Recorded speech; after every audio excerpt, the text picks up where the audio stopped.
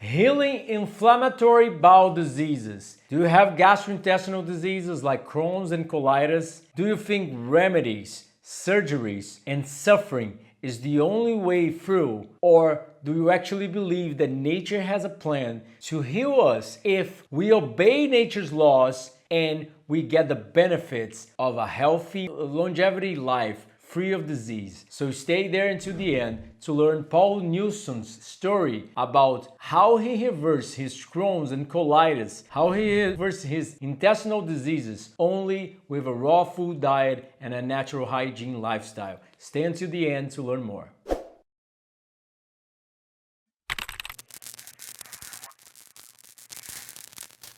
I'm really happy to announce that 3 of my 10 books are now published in English, available on Kindle and print on demand on Amazon. My main book, The Eden's Diet, The Guide to Raw Frugivorous, the original diets. This is the most updated and comprehensive science book about diets. What we have in terms of raw foods, every detail that you need to understand to thrive in a raw food diet, to have more longevity and better health. In my humble opinion, what everybody in the world should understand. The Hygienic Fasting Nature Surgery, my most sold book in Portuguese. I'm pretty sure this is the best book on fasting in the world, the most updated in terms of science and in terms of natural hygiene practice. All the books have numerical bibliographical references, so it's not what I'm saying, but actually I can prove it. I quote by numerical references the scientific articles, the name of the scientist, the name of the journal, the scientific journal, the page, the year, and Natural Delicacies, Cooking Without a Stove, one of my recipe books with a lot of delicious raw vegan recipes like pancakes, cheese, dulce de leche, crepe, cakes, and a lot of delicious recipes without sugar, without oil, without salt, without anything that would damage your health. You want to learn more, get better in a raw vegan diet, get better in a natural hygiene lifestyle, be more productive, longevous, and healthy, you must read them. It's a pleasure to have you here, Paul. I remember seeing you back then, like almost 20 years ago when I started a raw food diet. So it's a pleasure to be able to be talking to you right now and make our listeners know a little bit more about your story. Thank you. It's great to be here. Thanks for having me on. I'm happy to be interviewed and let people know how I've helped myself, and hopefully somebody could learn stuff to help them. Nice. I have been watching your channel actually, so we have a lot in common. Besides a raw food diet, we love to grow rare tropical fruits. So we can talk that a little bit afterwards. But now let me hear a little bit about your story and how you managed to reverse your diseases, because I think everybody in the raw food movement is the same, right? We search for doc MDs, we seek the medical treatment, the usual ones, but we don't get like results, and then we stumble upon the crazy idea of eating raw foods, right? Well, I don't think everyone does that. I think a lot of people see raw food on the internet and they want to try it. For me, I didn't have a choice because I was sick and I was just looking for a way to eat that would help me feel better. And I was looking to see what way I could make that happen. And I tried a vegetarian diet and I saw some improvement. I tried a vegan diet, I saw more improvement. So I was just trying to see what else was out there and what else I could do. I went from a junk food vegan diet to a healthy vegan diet. And then I stumbled upon somebody who was teaching about the living foods lifestyle and the raw food diet. So I tried that and I saw complete recovery, healing, and feeling better than ever. So I knew this was the diet for me and to help myself to stay healthy and not get sick anymore. And that was 30 years ago. And I've been experimenting with different ways to eat a raw food diet since. And I come to where I am now, and that's how I learned about it, and I got into it through a place called Hippocrates Health Institute here in West Palm Beach, Florida. Nice, nice. So what were your main influences back then? Who was the one that you find talking about living foods? Well, I ended up moving to South Florida, and I ended up moving next to a place called the Hippocrates Health Institute, and I didn't even know what this place was or anything. And I saw Brian Clement in a health food store, and Brian Clement is one of the directors and owners of Hippocrates Health Institute, and he was talking about healthy and living foods. So Brian Clement was the first person I met talking about it. And then in Brooklyn, where I was from, I introduced a fellow named Maurice Latam, who had a raw food restaurant in New York. And he's been eating a raw living foods diet for a long time. And then I wrote a book interviewing all these people, and I met Dr. Fred Bishey. And Dr. Fred Bishey, he's 95 years old right now. When I met him, he was in his 70s. And he's been eating a raw food diet for a very long time. So these were some of the main influences that I met originally, and I have all those interviews in my first book called The Raw Life. Nice, nice, nice. And tell me, what was the most hard thing to adopt in terms of eating living food? What was the hardest part you thought of? Well, at the point when I first went into eating a raw food, living food diet, I had already become a vegan. Now, I was a junk food vegan, but like most vegans, we tend to eat a lot of grains and a lot of flour and grain products. So that was kind of the last thing, the last cooked thing I had to give up. And it's the most addicting thing. So the grains and the flour products, the bread and things like this. And a lot of people out there on a vegetarian diet eat grains and bread and things like this, but those things aren't healthy. I mean, there are some grains that are healthier than others, but for the most part, they're not healthy. But that was the last thing I had to give up, and maybe challenging, but I know uh, my health is more important than the flavor of food and so on. So I gave up the grains, and and it's been great. And I did this in New York where I didn't have the opportunity to grow my own food like I did now. So people can do this anywhere. There's no excuses. We need to get this done. If you're sick, you don't have to go on a 100% raw food diet like I do. But for me, the benefit, not only does it help my condition not return, but also I don't have that flavor for cooked food because I don't eat just a little bit. I don't eat any of it. So socially, it's not easy for everyone to do that. But for me, socially, it's not a problem. I completely agree with you. Before I ask about fruits, because I know Hippocrates is pretty against fruits, and now you probably are eating a lot of fruit because you're growing rare tropical fruits, and I see you talking a lot about fruits in your social media. Uh, Tell me more about your transition. Like, how did you end up healing your condition, or at least stopping the progression? How it was like in terms of a clinical perspective? Because probably your doctors back then were like amazed with your results. Like Okay, so health doesn't begin with what we add to our diets, it's what we eliminate. We eliminate the problem, and the problem goes away. So I eliminated, like I said, I became first a vegetarian. I eliminated the dairy products from my diet. Then I became a vegan. I eliminated the animal products. And then I became a junk food vegan. And then I stopped being a junk food vegan, so I eliminated the processed food. And, so it was a progression that took place. And what happened was my condition was inflammation of the colon, also known as ulcerative colitis or Crohn's disease. And it was an inflamed colon. And everything I was eating was creating a problem with that.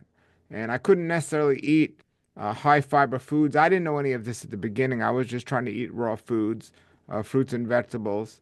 And I continued to heal and get better and continued to learn more.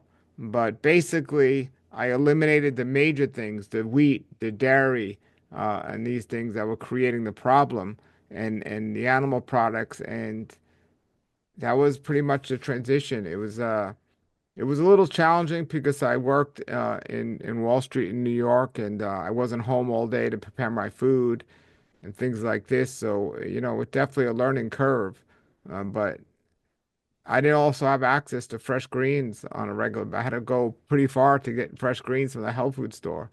But now it's obviously easier because I created an environment where I can get the food pretty easy. nice, nice. So yeah, the fiber is an issue, right?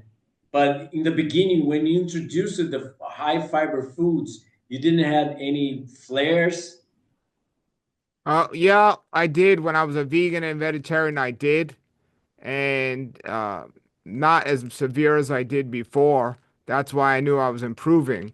But even then, it was more the dairy and the wheat allergy that was more of an issue than the fiber. Then when I switched to all raw, I was at the time doing a good amount of fruit and a lot of green juices, not as much salad greens. I was doing a lot of wheatgrass and sprouts. But no, I mean, pretty much once I went raw, I've been better. And I always chew my food really well. But I don't recommend if somebody has ulcerative colitis or Crohn's disease to eat whole salad greens because the fiber is too much roughage. So I do recommend if you're going to have that, have it in a juice form or a blended form until your flare goes away and you're showing improvement. Then you could reintroduce the whole foods. So that's the way I did it. Or the softer foods, even some cooked food might help during a stage of inflammation. But when you get past that inflammation, it's a little different. You see, somebody just getting into this to eat raw foods, it's quite simple. But if somebody's dealing with a disease, whether it's colitis or Crohn's disease or cancer or something else, it really needs to be individualized towards who they are and also towards their disease to help them get better. So it's not just one answer, just eat raw food. It's like, why do you want to eat raw food? Do you just want to feel better and have more energy and lose weight? Then yeah, just eat any raw foods. But if you have a particular illness, to get all over it, you got to think about how you can do best for you. So somebody on raw foods, I wouldn't recommend the whole leaves. Somebody with cancer, they need to cut back on the sugar. They don't need to completely cut out fruit, but definitely much lower fruit than as if they don't have cancer because the cells feed off the sugar, even though it's healthy sugar. Somebody without cancer can be fine with fruit. So you want to look at this, the big picture, not the small picture.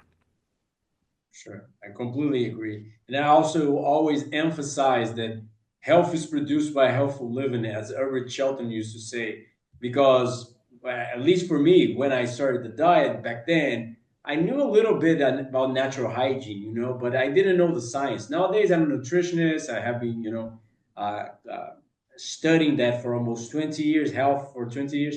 And I didn't pay attention, for example, for chronobiology, chrononutrition, exercise before meals. So it was a lot of things that I had to learn to understand that, it's not just diet, because we end up as raw fooders, we focus too much on diet in the beginning. I think that's one of the biggest mistakes. Uh, so how long did it took for you to get well? Like to not having any symptoms whatsoever and probably heal your disease? Or you still have issues with it? No, You're I have still no issues. sensitive? I have no issues at all. And it took a couple of months actually, and then I started to feel better. And I work with a lot of people that have ulcerative colitis and Crohn's disease, and uh, they sometimes take years to get better. So it also depends how long a person's been sick before they try to get better or how severe their illness is. And then many other factors. Like you said, it's not only about diet, there's other things that affect our health as well. So it took me a couple of months. And over 30 years, the only time I ever had an issue was for a short window after the middle of my transgression, maybe after 12 to 15 years on a raw food diet. I tried to reintroduce cooked foods and some even raw animal products into my diet and to see if it would make a difference. And it did make a difference. And it wasn't a good difference. I started not to feel well again. So I decided I'm going back on raw vegan and I'm staying on raw vegan. That transition period was about a year of doing that, and then I realized this isn't good, and then I didn't go. I'm talking like 5-10% introduction of foods, nothing major, but it wasn't something that was for me. So since I've been on a 100% raw vegan diet, raw food diet, I feel absolutely fine. No symptoms of my illness. Nice. But why did you try to introduce? And how's your B12 status nowadays? Do you supplement or? Yeah, I do supplement. My B12 has always been fine. My folic acid has always been fine. There was a point where my homocysteine was high, so that I had to get lower. But I do supplement, and the reason why I switched back then was I'm just always experimenting, trying to go to the next level. And when I ate uh, products, the milk and things like this, I wasn't eating healthy milk or anything like this. And then I later on found out about raw dairy and fermented foods. And I wanted to find out if that was the difference because I want to help others. And I had to know for myself. And I did that self experiment on myself to see. And raw dairy is not as bad as processed, cooked up dairy, but it's still not ideal as no dairy. And that experiment helped me prove that it's still an issue with dairy. If somebody has an allergy, they're still going to have an allergy, whether it's raw dairy or cooked dairy. But some people saying it was a cooked and the processed part of it. As for the cooked food, same thing. Once you reintroduce a little cooked food, all your emotions for cooked food come back and makes it more challenging. But basically, again, I wanted to see if I would be at the same level of health if I reintroduced a small amount of cooked food back in the diet. And actually, when I was after I stopped doing the dairy and the cooked, I wanted to know was it the dairy or the cooked of why I got started to not to feel well again. And I reintroduced small amounts of cooked food, and I found that it was the dairy. It wasn't the cooked food. So somebody could do cooked food and be fine. However, I still didn't feel as good energy wise, sleep wise, all around as I do eating 100% raw vegan. On top of that, after doing this for 30 years, last year I made a dramatic change in the way I eat a raw food diet, and it even takes it to the next level. I was definitely eating too much fat in my diet for all these years. So I cut back on the amount of fat, doing low fat raw vegan, and everything was better. And I lost 10 pounds. My cholesterol had come down because even though I was on a raw vegan diet, my cholesterol was always on a higher side. And I experimented trying to figure out, is this from eating too much uh, fruit, maybe too much sugar, because that's what some people suggested. What was it from? And I didn't even know I was eating too much fat, but then I realized I was eating too much fat. And then I cut back on the fat tremendously and feel even better than I did the last 29 years eating this way by doing low fat raw vegan. Nice, nice. I feel you completely because I in the beginning I stumbled upon about like living food diet, and I was like, no, that's not the answer. And then I found the fruitarian diet, and I was like, no, only fruit. That probably doesn't work as well. And then I found Dr. Douglas Graham, the 80-10-10 diet, and it was the best thing that happened to me. Nowadays, as you ask it, like my diet's a little bit different than 80-10-10. I include some legumes, but for sure, I still maintain low fat and high fruit, high vegetable. It's the best feeling I ever had. You know, Absolutely, but absolutely, 100%. nice, nice. And what about other lifestyle factors? What do you focus? What do you include? What do you think it's important also for colitis and Crohn? You know, As 100%, just in general overall health, there are many other factors other than just diet. Sleep is the greatest indicator of how our health is. We should be getting a good amount of sleep, and that's where healing takes place. If you're not getting good quality sleep, and quality is more important than the amount because you do need less when you're eating better. Sleep, digestion, you should be going to the bathroom every day. Exercise to me is extremely important, especially as a raw vegan because a lot of people, or not a lot of people, but people that attempt raw vegan claim they have issues with their bones and osteoporosis, and this is just a vegan diet in general. Exercise, there are a lot of non-vegans that also have this issue, and the problem is lack of exercise, lack of strength building exercise. So you definitely need exercise. And just also the amount of food you eat, a lot of people are overeating and it's a tremendous problem. So I wrote a book called The Daylight Diet. Not eating late at night is tremendously important. So it's not just about raw vegan food. It's what you eat, when you eat, how much you eat. You definitely don't want to be eating late at night or before going to sleep. Tremendously issue if you continue to do that. Eat during the day, don't overeat, and you'll be okay. These other factors might even be more important than just eating raw foods. I'd rather see somebody eat cooked foods in their diet, and I'd rather even see them have some animal products in their diet and not overeat and not eat late at night than somebody eating a raw vegan diet, eating late at night and overeating. Now, the ideal would be to eat a raw vegan diet and not eat late at night and not overeat. But these are the tremendous factors when somebody's gonna get the later stage diseases when they do these things. Completely agree. Completely agree. And even more with the data on chrononutrition coming out every day, every month, and new research on chrononutrition showing that eating late at night, like for example, shift workers, they have like three times more incidence of cancer, heart disease, diabetes, chronos synchronizing your suprachiasmatic nucleus is really important, and I completely agree. I say the same. I say to my patients, like, I better see you steaming some broccoli and some sweet potato and eating at 5 p.m. than eating raw foods at 10 p.m. It's one of the worst things we can do for our health to eat late at night. Even for my own personal experience, testing myself, not just reading the science. Anything else? Do you exercise every day? I do my best to get exercise in every day. It's so tremendously important and such a problem in today's world.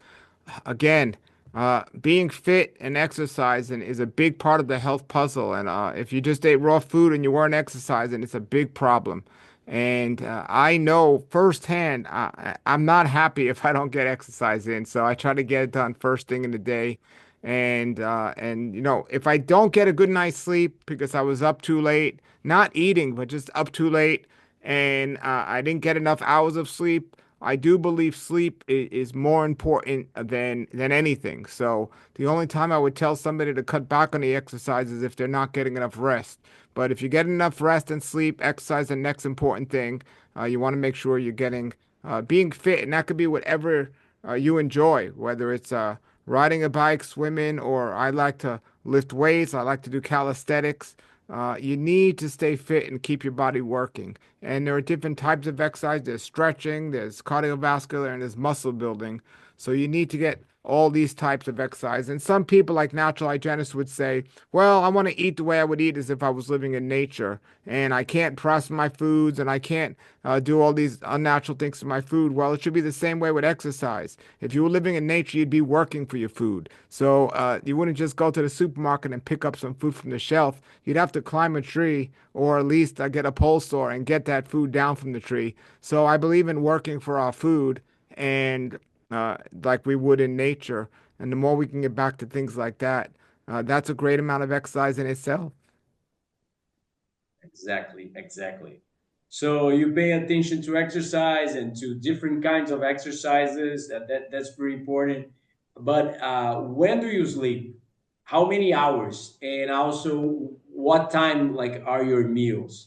So if Sure. you seem to pay attention to chrononutrition. Sure. Now, this has changed over the years as I'm trying to find the ideal schedule for me and my lifestyle and everything else. Currently, my goal is 8 hours a night sleep. That's my goal. I very seldom do I accomplish that. Actually, last night I did, but very seldom do I accomplish that. On average, I get to sleep around between 10 and 11 o'clock at night. My goal is between 9 and 10 o'clock at night. I'd like to get to sleep at 9 and 10. I think that's more ideal, but I get to sleep between 10 and 11. And I want to get up as early as possible. Often, for now, for me, it's between 4 o'clock and 6 o'clock is the times I usually wake up. Ideally, I would tell people to figure out 8 hours and see what time you need to be up, whether it's for work or whatever reason you need to get up in the morning, and count 8 hours before and make sure you're in bed by that time. And if you wake up sooner, then great, but at least you're not going to cut your sleep short. So on average, I get six to 7 hours of sleep. I prefer 8 hours. I can get by absolutely fine with 6 hours. If I get less than 6 hours, I feel like I'm missing something and I need more. And when somebody eats an unhealthy diet, that's unexplainable for them. I've never had a cup of coffee in my life. I never have any caffeine or anything like that, and I don't need that. Even if I get 3 or 4 hours, I can get through the day without any of that. But I know if I don't get at least 6 hours of sleep, I don't feel as good as I can. But because I don't eat cooked food, which is dehydrated food, which is pretty much cooked food, I know that my body is going to get what it needs, and I don't need as much sleep and rest, but I still need to get that certain amount. And I definitely think people need to focus more on getting the proper amount of sleep, getting the proper amount of exercise, and not just that, just enjoying what you do every single day when you're in your life. You know, our Creator promises us when He designed us that He will bless us with peace and joy if we listen to Him. And He gives us the diet we should be eating in Genesis 1:29, the Bible, that's fruits and vegetables. But He also says to live your life in joy and peace. So if somebody's not happy eating this way, or they're running around trying to eat this way, and it's not giving them good health, they're not following His plan. And it says in the Bible, know the plans I have for you there for good and not disaster, to give you a future and give you hope. You're not going to walk into a doctor's office with stage 4 cancer and get any kind of hope in their diagnosis. But if you go to nature and our Creator, what He created and designed for us, you have all the hope because you can be healed from your illnesses. Exactly. Completely agree. Completely agree. And what time do you have lunch and dinner? Or do you Sure, have sure. do you do intermittent fasting? I do intermittent fasting, and again, this has changed over the years. But where I'm at currently, and I think is ideal for me, is I try my best not to eat anything till noontime. So my first meal is around noon, and I prefer to eat one meal a day, meaning I eat at noontime, and then maybe about 45 minutes later. So at noontime I'll have some fruit, and then about 45 minutes later I'll have some sort of salad. That's my ideal, and that's what I accomplish many days. However, because of my schedule, I'm often not able to eat around 12:45 or so. So I might eat a little later. So now it turns into 2 meals, but as close as possible after that. Usually around 2 or 3 o'clock. If I didn't make that window of that first meal, I'll have some sort of big salad meal or something else. So for the most part, that's what I goal to do, and that's what I'm doing. There are some days it goes a little bit later to 4 o'clock, depending how busy I am in the afternoon with work. But hardly these days ever eating after that, and feeling wonderful. Nice, nice.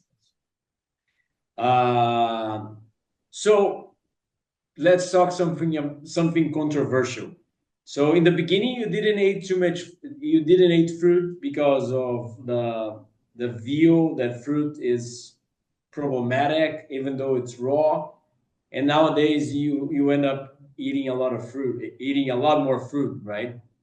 How do you feel like without fruit and with fruit in a raw food diet, and what made you change the perspective? Well, I never aspire to eat a lot of anything because I think overeating is a tremendous problem. And I learned from Hippocrates Health Institute the issues with too much fruit, which is just too much of anything is no good. But that number of too much is not going to be the same for everyone. But if somebody was overeating on a standard American diet and now they're overeating on fruit, it is an overall improvement, but still it's overeating, so we got to take care of that.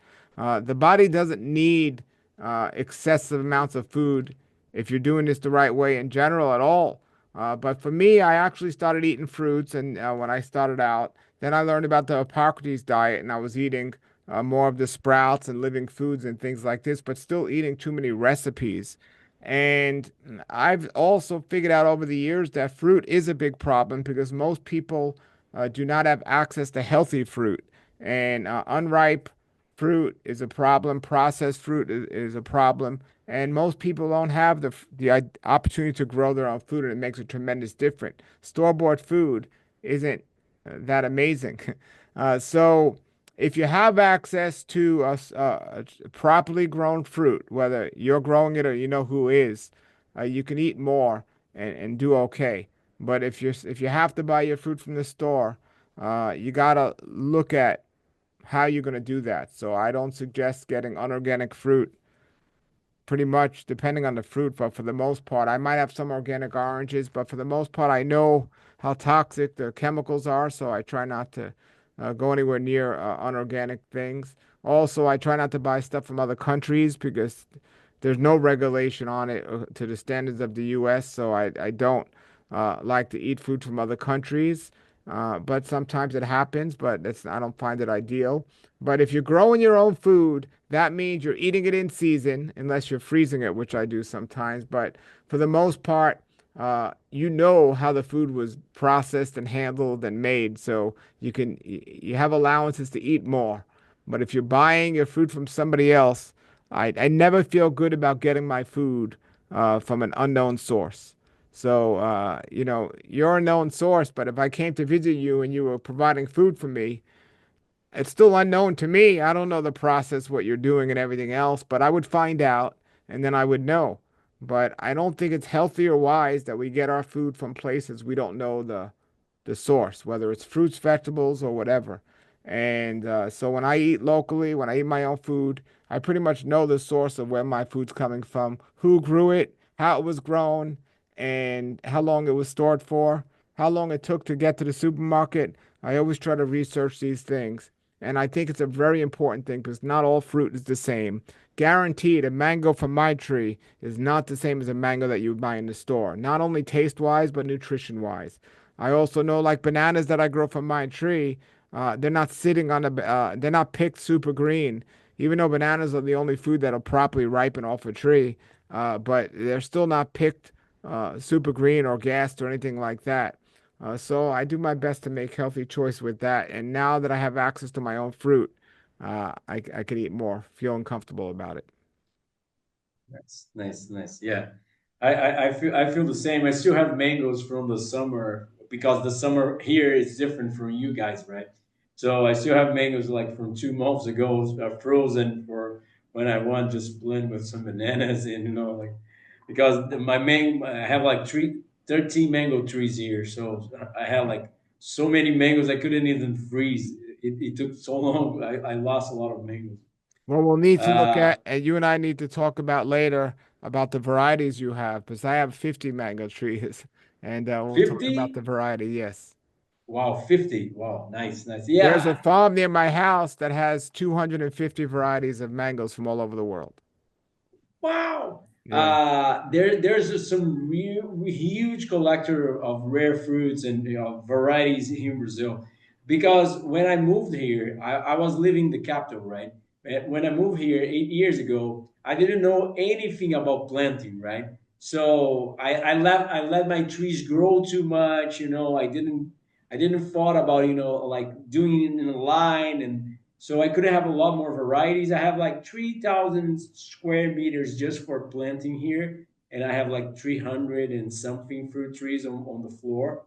But some got big, right? So I'm pruning the mangoes like because people suggest that it's not good to prune too much at once. You just keep coming them down, keep coming them down until they reach like 3 meters high or something like that.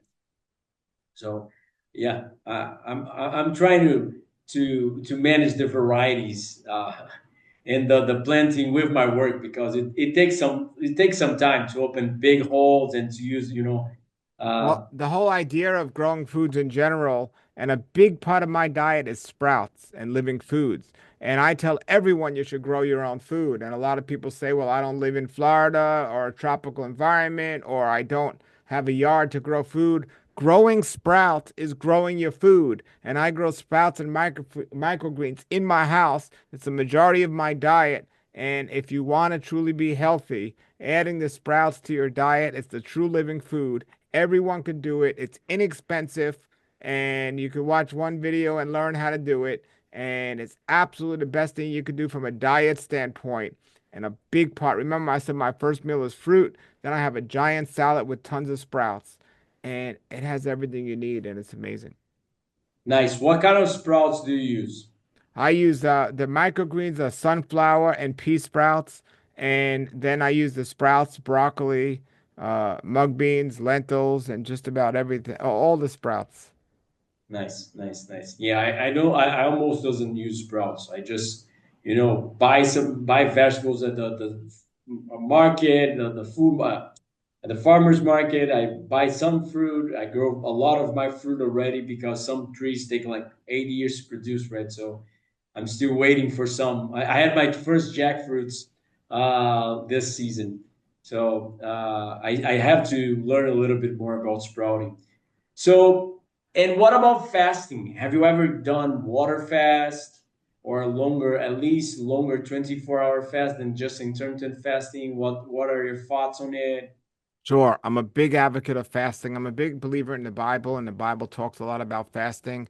And basically, I do intermittent fasting, which is every night. I probably fast for many, many hours. I only have the small eating window of maybe 3 or 4 hours during the day, so I'm fasting 20 hours every night. I do fast often, like one day. I did for years, one day a week, which is 36 hours because I didn't eat for a whole day and a whole night. And then I've done longer fast. I've done a whole week water fast for a good amount of time. And I've done one a 30-day water fast as well. So I'm a big advocate of fasting. I think it's excellent and people should do it more often. You did it at home. You did it with medical supervision. How did you did those water fasts? I did them all at home, but I know people that have a lot of experience with it. So if I had a question, I was able to contact them. But I pretty much did it all at home. And after eating this way for this long, I pretty much know how to do it and what to look out for. And I do recommend, though, people, if you are going to do a longer water fast, to have some supervision. But anyone could do a 1, 2, or 3 day water fast and feel amazing. I, I feel you. I Actually, feel they you. won't feel amazing. They'll feel lousy, but it's gonna help them be amazing. Yeah, yeah. At the first one, I did many water fasts, right? I did my longest was 39 days 2 years ago in Tanglewood. And in my first water fast, I felt terrible. In the next ones, sometimes you feel a little bit lousy, but it's just a small window of the entire fast. So I love fasting, and I truly believe that is the maximum regeneration. Even the diet and the lifestyle cannot do what fasting can do. So, give just a sample of what is your diet nowadays. Like you already said it, but like in terms of amounts or variety, how do you Okay, so basically, as I said, I eat around noontime, my first meal, which is usually some sort of fruit that's in season. As for the amount, I do my best not to overdo it. We just had black sapote season, and I was eating a good amount of black sapote. I would eat maybe a 6 or 7 piece of black sapotes, fruits. And then when I would eat my salad, and my salad's usually a nice good sized bowl, and then the salad is mostly sprouts and microgreens. And I do see vegetables in there as well. And I'll do one fat per day. So it's either an avocado in there or nuts and seeds. It's not both at the same time. So if I have avocado season here, I'll do avocados. Florida avocados are pretty big, so I'll try to keep it towards a half an avocado of the Florida one, which is still the size of 1 or 2 Haas ones. And then there are days when I'll do nuts and seeds instead of the avocado. And on those days, I might do it in the form of a salad dressing, or I might just add some nuts and seeds. And when I do that, it's usually no more than a handful of nuts or seeds, and not like a big handful, just a handful of nuts and seeds, maybe 2 or 3 ounces. And I do try to soak my nuts overnight whenever I consume nuts. That doesn't always happen, but that's my goal. And pretty much that's it. I take some supplements along with it. I take astaxanthin, which is a wonderful algae that is, I feel, tremendously helpful. I take B12, vitamin D3, and that's pretty much for that. And yeah, I occasionally I might have a green vegetable juice after that if I'm still in the mood for food or still hungry. I have a plant called miracle fruit, which everything you eat, it makes it taste sweet. So I might have some lemon water and have that miracle berry first and then drink the water and it tastes like lemonade. So, but for I the do the same? yeah, but for pretty much that's the my ideal and what I do. And some days, like I said, I'll eat later because I wasn't able to eat my salad in the afternoon. Uh, so yeah, and some days, I prefer to have fresh fruit, but after mango season, if you have mangoes around, you might have to have mangoes. I try not to, I do my exercise in the morning and I do my work pretty much in the morning, but I try not to overeat. I mean, I can sit down and eat an unlimited amount of mangoes, for example, but I do try to limit it to a certain amount. Like I'm not going to sit there and eat 10 mangoes. I can, but I won't. So I'll try to limit it. And depending how big the mango is, not just go super crazy with it because I can, and I don't think that's healthy. 3 of my 10 books are now published in English, available on Kindle and print on demand on Amazon. My main book, The Eden's Diet, The Guide to Raw Frugivorism, the original diet. This is the most updated and comprehensive science book about diets. What we have in terms of raw foods, every detail that you need to understand to thrive in a raw food diet, to have more longevity and better health. In my humble opinion, what everybody in the world should understand. The Hygienic Fasting Nature Surgery, my most sold book in Portuguese. I'm pretty sure this is the best book on fasting in the world, the most updated in terms of science and in terms of natural hygiene practice. All the books have numerical bibliographical references, so it's not what I'm saying, but actually I can prove it. I quote by numerical references the scientific articles, the name of the scientist, the name of the journal, the scientific journal, the page, the year, and Natural Delicacies, Cooking Without a Stove, one of my recipe books with a lot of delicious raw vegan recipes like pancakes, cheese, dulce de leche, crepe, cakes, and a lot of delicious recipes without sugar, without oil, without salt, without anything that would damage your health. You want to learn more, get better in a raw vegan diet, get better in a natural hygiene lifestyle, be more productive, longevous, and healthy, you must read them. Yeah, I also do lemonades with sugarcane juice. A little bit of sugarcane juice with a lot of lemon and water and ice. Oh my God, it tastes amazing. Uh, I run retreats here. People love that combination. I mean, for me, sugarcane juice is delicious, but I don't like fruit juice. I don't think fruit juice is, I think it's too much sugar without the fiber, and I don't think that's the ideal thing to do. And sugarcane juice is just sugar water. And it's just not the ideal thing, in my opinion, to do too much of. So I choose And not to do that. Uh, so we got to be careful with the liquids because when we separate the juice from the fiber, I don't believe it acts the same in the body as if we eat the whole fruit with the fiber. So I tend, if somebody is going to do fruit juice, I definitely recommend diluting it with water or green vegetable juice as well. So maybe if you stick an apple in a green juice, that's diluting the apple sugar in the apple juice. However, doing the green juice without the apple would be better as well. But when I do the miracle fruit with the water and the lemon squeeze in there, there's no sugar in the miracle berry. It just takes away uh, the sour taste flavor, so everything tastes sweet. Do you have miracle fruit in your country? yeah, yeah, I have it here in my garden. Yeah, it's amazing.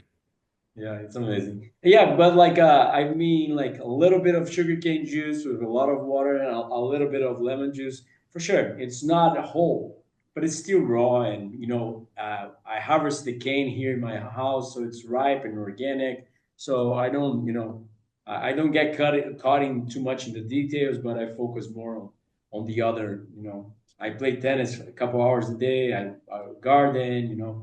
And what do you grow in your garden, and how it has been for you? Because a lot of listeners may not know, but gardening is actually correlated with higher longevity and health span and lifespan, as we say in science. So I think it's a big part of natural hygiene as well. Because I'm a hygienist, I focus on natural hygiene, right?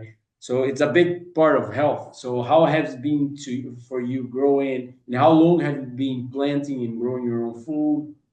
Yeah, oh, for 30 years now, I've been planting and grow my own food, and I think it's really helpful and important. And the more land I have now, I'm able to plant. And I can't grow trees over my drain field area, so I put gardens there. I put garden beds there, and using the most of the space we have. And I use good rich mineral soil that I make through composting, and I pretty much How do grow. you compost it? Like in boxes? Yeah, I have a Compost. big cement boxes. They're not even boxes. They're on top of the ground. I just use cement blocks and I put the stuff in there. But I have a bunch of garden beds, and in the summer it's hard to grow anything here because it's so hot, and I got all the fruit trees. In the winter time, it's easy to grow, and I usually just grow different types of leafy greens. I like to make kimchi and sauerkraut, which are fermented dishes, and I use the greens from that in the winter time. But pretty much, I grow kale and collards and cabbage. Those are the three things I pretty much grow.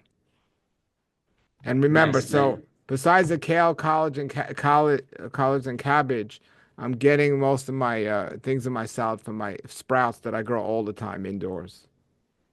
Nice, nice. Florida gets too cold during the winter. No, Florida doesn't get cold in the winter at all. It gets down to the 50s once in a while, but it pretty much stays in this upper 50s or the 60s at night. You can grow everything in the wintertime. In the summer, then it's more challenging. It gets too hot to grow certain things. Yeah, yeah, yeah, yeah. I mean, I was thinking about fruit, right? But yeah, for sure, it's the same here. Summer, growing vegetables here, it's like forget about it. It all dies, like it's too hot. It's Yeah. sad, but I had to pay even a closer attention to my small saplings, because this summer was pretty hot. I was watering, I was going through the garden every day to water them and to see which ones were maybe suffering. I just planted some durians, so I was worried about them, but they managed pretty well, thankfully. Can you grow durians in Brazil?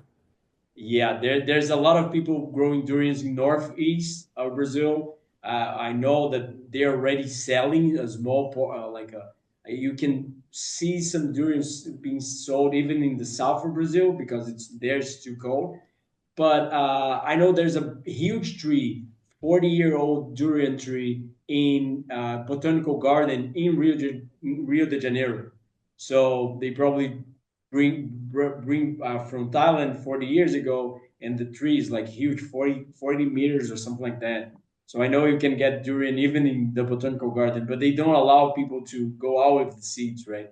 But like I have tried to plant durian before, but I didn't know about soil covering with mulch, and about like you know, managing the soil as much as with agroforestry concepts that I have been learned to improve my health, the soil health, and now I'm managing to grow a lot more stuff because durian and some other really demanding fruit trees back then they died over here, but now they're growing pretty well because of these small details of soil coverage. And I always do, when I plant the fruit trees, I always do a little bit of more a bigger hole, but left the hole not flat. I leave it a little bit curvy so the water can sink in and stay there and maintain the moisture. So that is one of the tips that I've been getting from permaculture that have been helping a lot the soil and the trees. Excellent, excellent. I don't know how you guys do it over there, but you're ready. And what kind of varieties do you have in your garden besides mangoes? Oh, I have jackfruit. I have Java de Caba. I have white sapote, black sapote, Mamey sapote. We have soursop, guanabana. We have star apple, which is canasteel. We have egg fruit. We have a sapodilla is big sapodilla. And Aki. We have, so we have a really excellent variety of all these different fruits. Nice, nice, nice. Yeah, I have a lot of stuff over here as well. Amber jackfruit, and I'm trying to plant sempedak as well. There's Oh, yeah. you can you grow champion near you as well? I never tried because I never managed to get saplings, but now I managed to get a few, and they're still small. So I'm waiting a little bit to plant them on the ground. So How they're, cold does the weather get near you? it's Rio de Janeiro is pretty hot. It's like in the winter, the colder it gets, it's like 15 Celsius. So what Uh, is that Fahrenheit? yeah, I don't know. I have to check it, but like it's like I can go outside easily with shorts and a t-shirt. I don't even need to wear 50. Let me see, but it's not bad. Like it's still hot. It's almost tropical. It's What's the although growing zone? Do you know what growing zone you're in?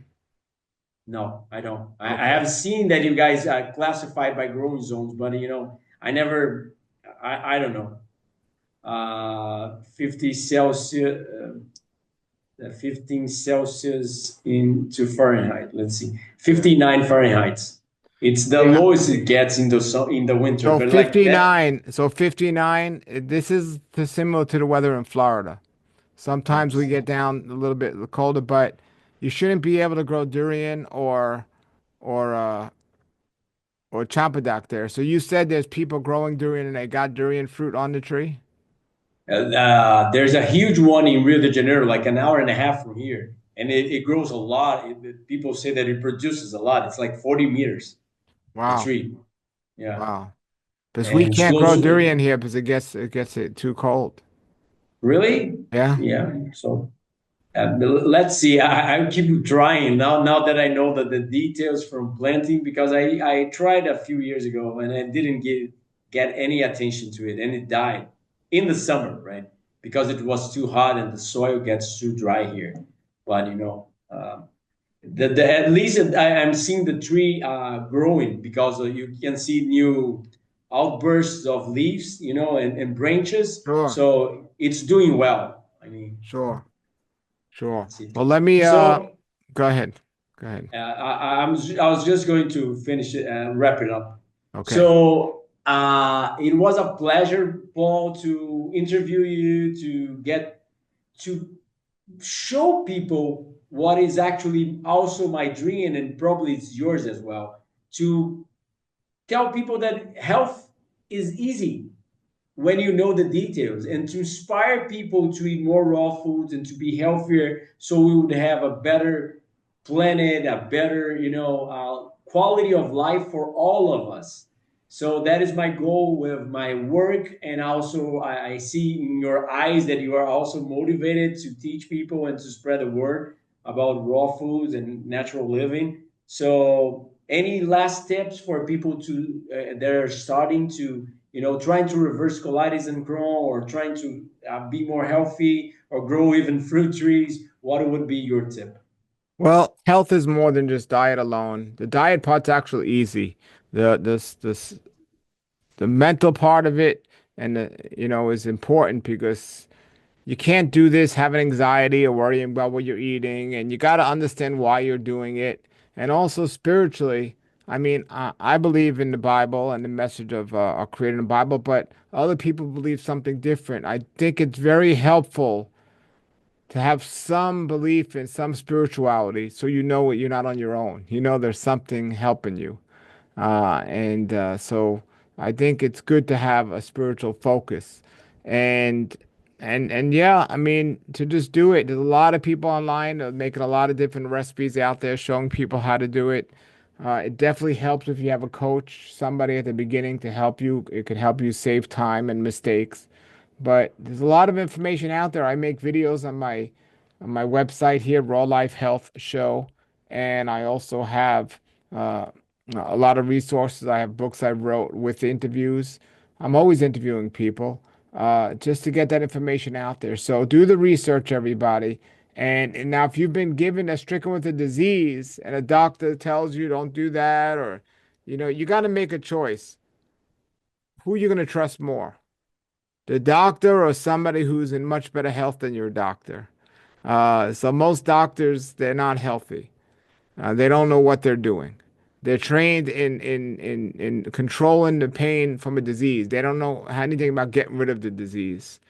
And drugs and chemicals, That's not the answer.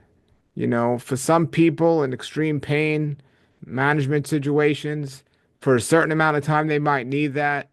But ultimately, put your faith and your trust in our Creator who designed us to be healthy if we give our body what it needs. And understand food doesn't heal the body, people don't heal the body. What heals the body is the body. It was designed to be a self healing organism that's going to heal itself. And we do that when we're getting the proper amount of rest and sleep. The body's healing, it's working, it's always working. It's a self healing machine. So if you have a machine that does that, unless you interrupt the machine's process of doing that, then it's going to work just fine. And no matter how sick you are, no matter what kind of disease you have, no, I don't just say switch to raw food and you're going to get better, but you got to make all the health changes in the aspects for this physically, emotionally, spiritually, and you could be well again. So we're here doing this interview on Dr. Corassa's channel here. He is excellent knowledge to coach people and teach people how to do this. I know he's fasted for 39 days at Tanglewood. He's doing natural hygiene. People like this know what they're doing. And if you're watching his channel right now and seeing this interview, I took me a long time to learn what I know. But if I was in Brazil and I was looking for somebody to help guide me, or at least I'd be watching his channel for sure. But I'd definitely be trying to contact him and do a consult to make sure what I'm about to do or what I've been doing is correct. And working with somebody like that will save you all a lot of time. So everybody check out my videos and comment on them if you have any questions. I'm all over the internet. rawlifehealthshow.com to my website.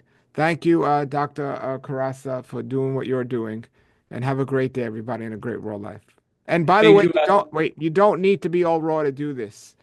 The more you add to your diet, the better. But if your goal is to just add more fruits and vegetables or to be 100% raw, making a change is better than doing nothing. So just move in the right direction and have a goal and accomplish it. Thank you.